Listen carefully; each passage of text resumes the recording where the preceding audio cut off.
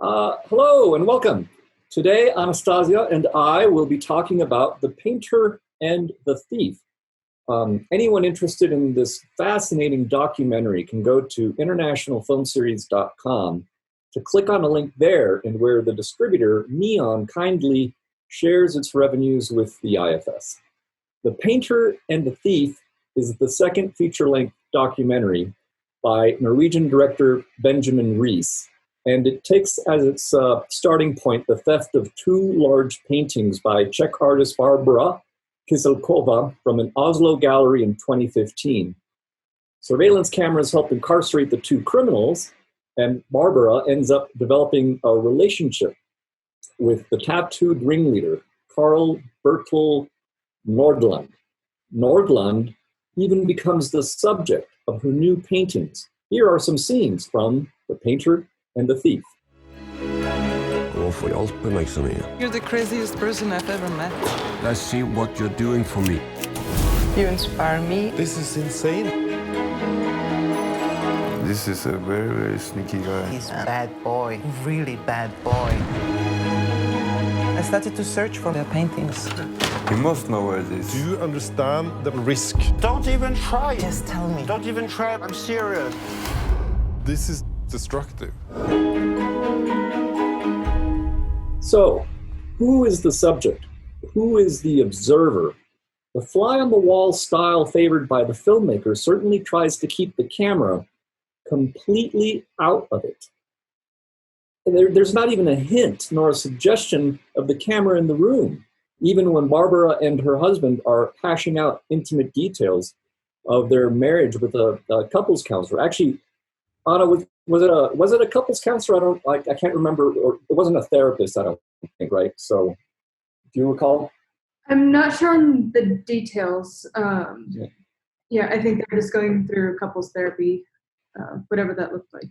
So, Anastasia, I'd be curious what your take on this movie was. And I also, before we go into that, can you tell me a little bit more about the framed painting behind you? What's that about? This is just an empty frame. I've been staying with my brother and brother-in-law during all this remote situation, so it's just their decoration. I thought was also kind of fitting for this week's discussion. It's perfect. It's perfect. It's a blank canvas on which you can project whatever you'd like. What did you think about this documentary? I thought this was really interesting. I love how it did complicate what the subject was and what you kind of anticipate art to be. And I think it had the potential to slip into being something that was like maybe trite or condescending, but it never did. It always felt very humanizing and like not cheesy at all in any way, which I really appreciated. Yeah. But it had just some really impactful moments, like when he first sees his portrait that's been painted, and it was just a tribute to how moving art can be on just this primal level. And one of my favorite lines too, things that Bertil says is that he says she sees me very well, but she forgets that I can see her too. And so I thought that was a great way to kind of sum up the movie, in that when you look at art, it's kind of easy to just look at it as something distant, but it's important to remember that you can see yourself in it just as much as you can see the painter or whatever of art it is. Just it complicates the idea of art, which I appreciated a lot. You know, you mentioned that scene where Nordland first sees the portrait of himself, and it really is such a striking moment.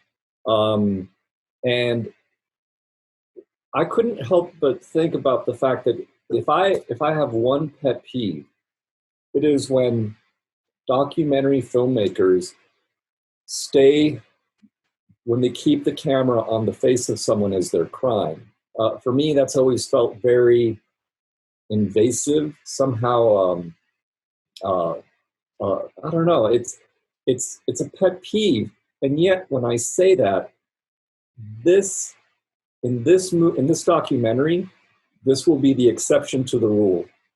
That reaction, his floored, shocked reaction was such an anchoring moment emotionally for me. And this movie has many other equally weighted, resonant moments that really hit me pretty hard. The drama actually moved so fluidly that at times it even felt sort of staged or scripted. However, having said that, even if our two protagonists did enhance their behavior, or we might say their performances, the story that unfurls here is so touching, so moving, even at times poetic, that my own observing eye, I bought it all, hook, line, and sinker. I think it was like an hour and 45 minutes, and for me it went by pretty quickly. And you and I we're going to review another movie, which we both only got halfway through, and we no need to mention it, but it's I think it's interesting. We both just lost our patience with that particular title, and there's something to be said for content and pacing, and especially in these times of plague. I think it makes me think how short life is, and The Painter and the Thief is an example of almost 2 hours that all felt well deserved as someone who was watching it. Yes, I completely agree. It did just kind of feel like this kind of cathartic in a sense. I think the movie did a great job of holding both the painter and the thief parties accountable for their responsibilities and impulses, whatever that looks like for them. Yeah. So it was neat to see just kind of a raw take on what it is to be human and what it looks like to care for somebody, and just all the complications like that. I think were just a really nice, timely thing to be considering. Yeah, and it's this documentary.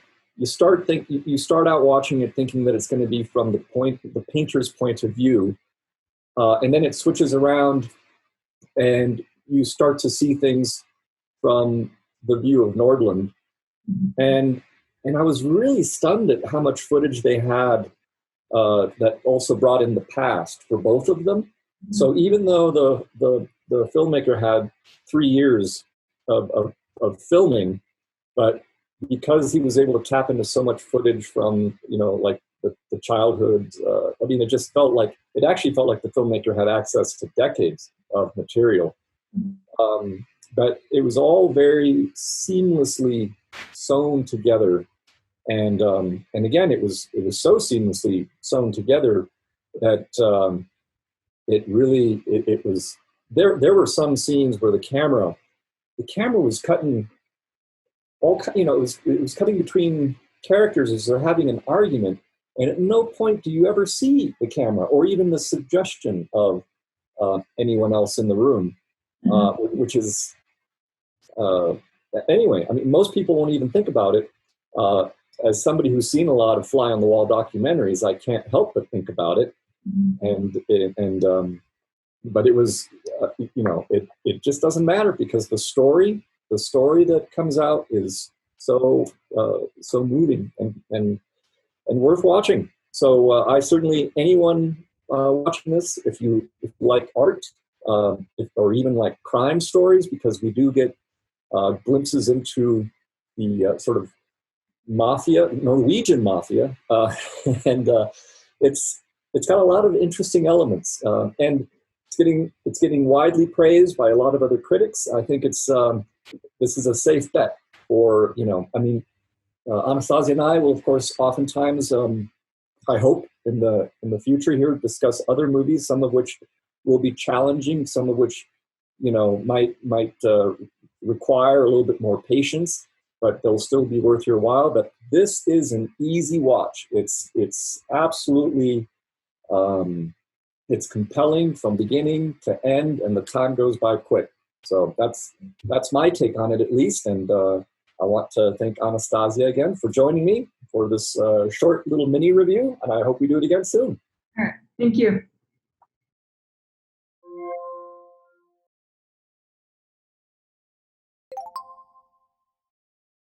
I am here with good friend, esteemed film critic, Walter. I feel. How long have we known each other, by the way? It's going on decades, Pablo. Multiple decades. Yeah. I don't know. I do remember a screening at your old house on 16 millimeter of Brazil, I think it was. Or no, it was of some Stan Brakhage prints, I think. Yeah. That you procured somehow. Yeah. And yeah, it's been a long, long time. You know, I remember your backyard events, and if we go way back. I don't really remember how we met. And sadly, this is going to be the first. This will be the first summer in I don't even know how many years that I haven't put on movies in my back. As Walter just said, I mean, I like to show 16 millimeter movies in my backyard in the summertime, and this is going to be the first time I haven't done that in just decades. It's strange. Yeah, However, that's actually the safe way to do it, Pablo. You can just set up chairs 6 feet apart. Everything is fine. yeah, as a caregiver to someone with a low white blood cell count, I have to be careful about those things. This is true. However, I do want to say, for those, and also just so Walter, so that you know, I just talked about The Painter and the Thief with Anastasia, but when I talked, for those people watching, they'll notice that I have a slightly different background, and that's only because when I was talking with Anastasia, I was at my sit-down desk, and now I'm at my stand-up desk. So same office, just slightly different perspective. And we're also I talked with Anastasia at 5:00, and I'm talking with you at 9 p.m. So a few hours difference, but that's it. And otherwise, we are talking about the exact same movie, The Painter and the Thief. And it's a documentary. And Anastasia and I already talked about it.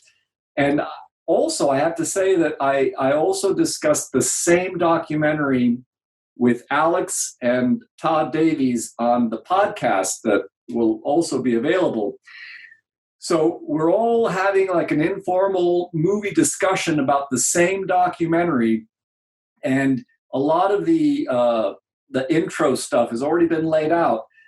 And at this point, what I want to do is I want to put the ball in your court, Walter, because you actually saw this documentary before any of us saw it. I think, was it on the festival circuit? I'm just tossing it to you. Go ahead. You tell us about your experience watching this documentary and what you think about it. Yeah, it was with Sundance, which is now officially the last movie festival ever. Telluride is still on the books. Well, okay. We'll keep our fingers crossed for that.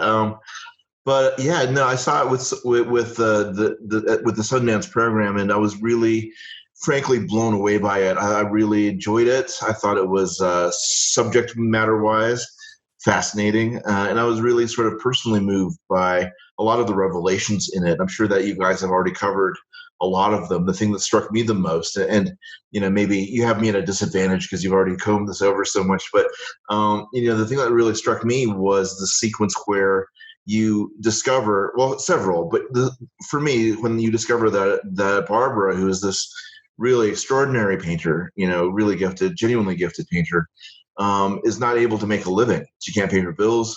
She can't do all those things without the help of her boyfriend. And that really kind of hit home for me. I think there's this perception that people, when they're good at something, are also able to make a living at that same thing. Writers, filmmakers, painters in this instance. are just because you have a book published or you have unusual talent in a certain area doesn't mean, for the most part, that you're ever able to make a living doing just that thing. So I was really stricken by that element of the film as well, and I like too how it begins with you really doing sort of the psychological. You can't help but try to dissect what's going on with the thief, with Carl. And by the middle of it, and for the rest of it, I think that curiosity switches over to Barbara, where you begin to wonder, what is it with her? What is the thing in her background? We hear hints of an abusive relationship. We hear hints of, things in which she's having, she's really needing, Carl to heal her. And it sounds, in the description and the conversation of it, so pat, right? That, one person seeks to help another and in the process helps herself. But it's a true story. And there's something really remarkable, I think, to me about these two broken people. I was reminded as well of this quote that I can only paraphrase, I'm afraid, from Wonder Boys, one of my favorite movies. It just is, I guess. I recognize its flaws, but I do love it. So there's a scene where Michael Douglas's character, he's an old professor, is talking about his ex-wife and their attraction to each other, even though she's much younger than him. And he says something about how she was like a junkie for words, and he was a purveyor of her drug of choice. And so something of that sort of relationship evolving throughout the course of this film too, I found to be quite fascinating. That this guy who is clearly just rough and tumble, had a rough go of it, and is in a bad place. It seems eternally in a bad place. Is so moved to see himself represented in a piece of art, and so willing to be the subject of art. And when she goes to visit his apartment for the first time and finds all of those prints all over his walls and all of these original prints that he has as a collector, that he is indeed, an addictive personality perhaps, but one of his addictions is art and the appreciation of art. He's a truly fine critic. He's got wonderful taste, it seems. And this relationship that develops between an artist who's quite gifted and a critic in a way who's quite gifted, to me as well, struck, kind of a personal chord. I found that to be very familiar in ways that I'm having difficulty articulating. And so, here's this movie by Benjamin Ree, I think his name is, who captures this interaction. It's very respectful of that interaction, and I believe doesn't really force a narrative upon it that doesn't evolve naturally. If I might. Yes, please. And this is only, so to reiterate the timeline here, I talked about this movie at 5 o'clock with Anastasia, and then I talked about this documentary with Alex and Todd at 6 o'clock. Now I'm talking about the same movie with you, 9 o'clock, same day. But what I want to let you know is that what Alex and Todd said was very strange for them was how invisible the camera, the fact that there were actually several moments that, you got a drama playing out and the camera is on one side of one character and the other side of another character, and it's being seamlessly put together, and yet you're flowing between the two without ever seeing the camera. And that made them feel as if though this, the documentary might have been somewhat staged or scripted.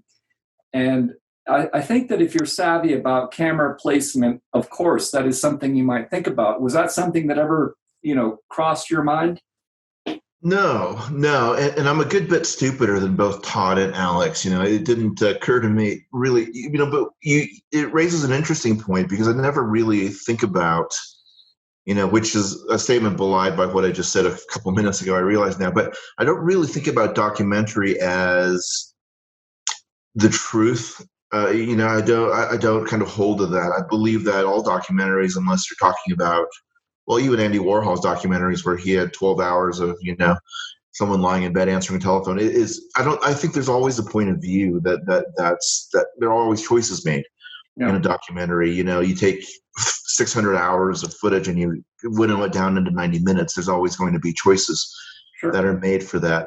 So while given there's sort of that broadcast news discomfort about there's two cameras, think about that, how you're being manipulated, and yet without feeling like I needed the film to be necessarily true for it to be moving, I wasn't distracted by it. Now, if it were something that were, more manipulative about, if there's like a kid with, disability or something that learns to walk or so, and something that's more obviously manipulative to me, I think I would have been more on guard for that. But yeah, as it is, it sort of slipped by me because I think the idea of an artist connecting with a critic and vice versa in a very sort of, essential and ineffable sort of way would have been moving in a fiction as much as in a documentary, whatever the line between those may or may not be in the first place. I listen, I watched it. I loved it. And as I told Alex and Todd and Anastasia, I thought that it was like 1 hour and 45 minutes or whatever that it was that went by I was engrossed in the subject matter. And I also felt that it had emotional truth to it, and in terms of what it had to say about art and pain and and also how we all think of ourselves as our own protagonists in our own movies. And this documentary kind of splits things apart a little bit, where you have one protagonist, you think you're going to be following the artist, and then you follow the thief. And while you're following the artist is telling you about the thief. And then when you're following the thief is telling you about the artist. And so to me, I loved the way it relayed how we all have stories. We all make up stories in our own mind about the other person that we come in contact with. And this is a documentary that I think did a very good job of conveying that. Yeah, I love what you're saying there, and I think what it really does brilliantly, to your point, is it captures sort of this ability for art to capture something that's ineffable, that you really can't articulate it, whether it's painting or a film or or a great performance. For there's something that's essentially human and recognizable about these characters in this film, presented in such a way that is essentially human and recognizable. But I'd be hard pressed to put my finger on what it is. And to Alex and Todd's point, I think that it's a very cunningly and well directed film and edited film. It's extremely well done, and in such a way that to me it's invisible.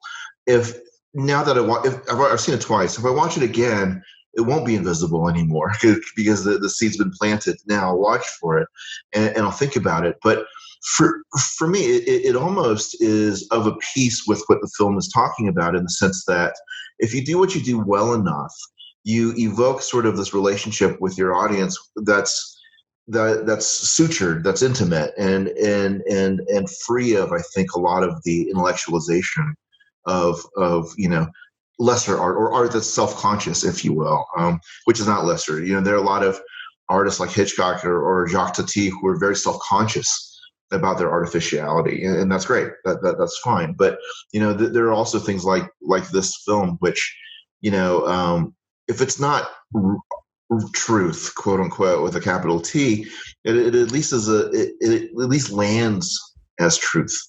And there's a certain art to that, just as there's a certain art to, I think, Barbara's paintings, which all seem to have some surreal element to them, and yet they sort of land with some sort of emotional truth, whether it's with the antlers or with the branches or what have you. There's something that she's getting at that I recognize as archetype and truth. And Walter, just curious, when you saw it at Sundance, what theater did you see it at?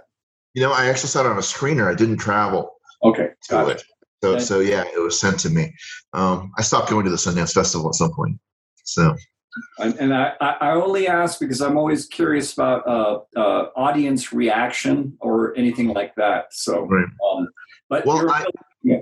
I'm sorry. I was just going to say I was so blown away by it that I immediately got my wife out of bed or whatever she was doing, and I made her sit down, and we watched it on television. You know, I threw it up there, and I watched her reaction of it, and which is curious, and it was of the same sort of shock and the same sort of emotional catharsis. I think when he first sees the painting and you sort of share that, and it's really remarkable. And I love when she goes over to hug him and he pushes her away. These people are essentially people. There's no real easy, I think, reconciliations. I saw her concern when it seemed as though he'd been perhaps mortally injured in a car accident, and a twist in the middle. There's all this stuff that kind of happens in the film that speaks to Alex and Todd's suspicion that it was staged in some way. But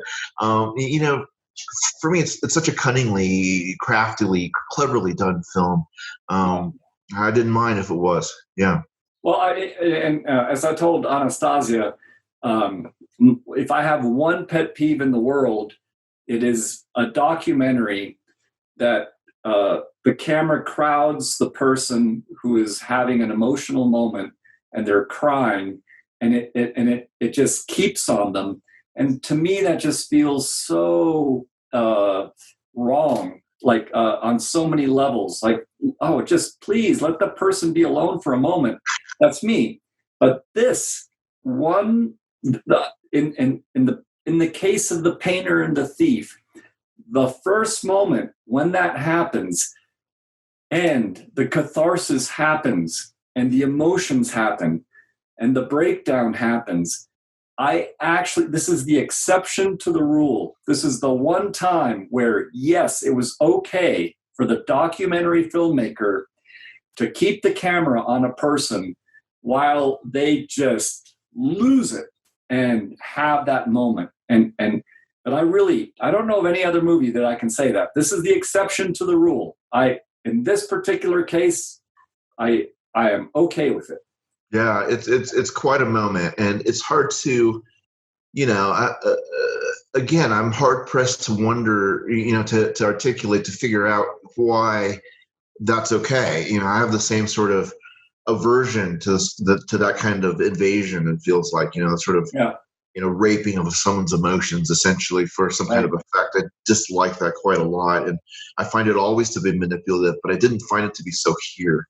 And I did notice during that scene, and I could be wrong, maybe my memory is playing tricks on me, but I don't remember re-pushing in, the slow camera tracking that they usually do, and he certainly doesn't score it in any way. He just sort of stays on the sort of shot, right? It's a static shot. I'm just saying, the fact that it just stays on him, again, that's something that in the past has always really rubbed me the wrong way, where it's like, oh, come on, move, let that person have their private moment.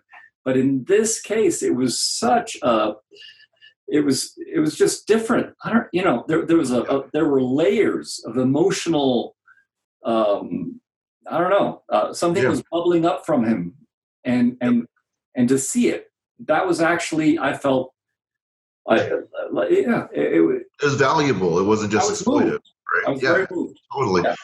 And I'm thinking of like Werner Herzog's documentaries, where he will just focus on somebody, right? And he'll just let them do whatever they do just to get them to crack. And when Herzog does it, it's super aggressive, right? He's doing it for a very specific purpose. So is Errol Morris. They both sort of have the same sort of tactic, right? They just let the camera roll long past it's comfortable for anybody to do it. But, to your point, there's sort of like a humanism to this film in its depictions that I'd never felt like, the director was exploitative of its subject. In fact, both of them had flaws and both of them have certain heroic qualities that they both came off to me by the end as very complicated, fully drawn figures. I didn't feel like I was being led in any particular way to feel about one or the other a certain way. And I think, again, that plays into my acceptance of whatever manipulation was in there, because I felt like, I don't believe that I was led to from a point A to a point B, which would really offend me. I recoil from it all the time, but I don't believe that was the intent of those motions in this movie. And so all's forgiven, right? So I believe I was just so happy when you and I were talking about something totally different a few days ago. and I mentioned in casual, just passing conversation that I was going to be watching a screener link sent kindly to me by Neon of The Painter and the Thief. And I asked you, like, oh, hey, have you seen it? Do you want to talk about it? And you were the one that was like, oh, I love the movie. And I'm so glad that that was the case. And it really, it's so fun for me to be able to connect with you and talk with you about this particular film. But I hope we can do more movies like this if you are amenable to it. So, well, Pablo, I mean, we've known each other for maybe 20 years now, and every time you call, I pick up the phone. I never screen your calls. So anything you ask, I'm your Huckleberry, Pablo. You just got to pick up the phone. Walter, I thank you for joining me tonight. We were talking about The Painter and the Thief, a marvelous documentary that you can watch. If you go to the, internationalfilmseries.com, there'll be a link. And Neon has been kind enough that they'll share half of the proceeds with the IFS. So, but mainly, what I really want to do is I want to make sure that we keep cinema culture alive. And Walter is one of the best film critics out there, and I want everyone to read his reviews. And I am tickled that he'll join me to talk about movies. Hopefully, as we move forward, we'll get more links. We'll pass them on and we'll talk about them. So again, thank you, Walter, for joining. And let's do this again soon. And people out there watching this, please, watch the movies and tell us what you think. So, and we'll leave it there. Any parting words, Walter? No, I just you guys support the International Film Series. It's been, for the longest time, the premier programmer of film in Colorado. It is Pablo has been the mastermind. There's been countless screenings that you could only see there, and there's some really memorable ones that we can maybe get into at a later date. There's stories of people vomiting and passing out, and people locking themselves. Oh my God, Walter! Yeah. That. You know what? We should do that. We should have rainy days Zoom reviews of past movies that people fled in droves from or whatever. I think that would actually be a lot of fun. So let's plan on doing that. And on that note, again, thank you, Walter. Thank you, anyone who's watching this. And this was fun. So let's do it again soon. Be safe, everybody.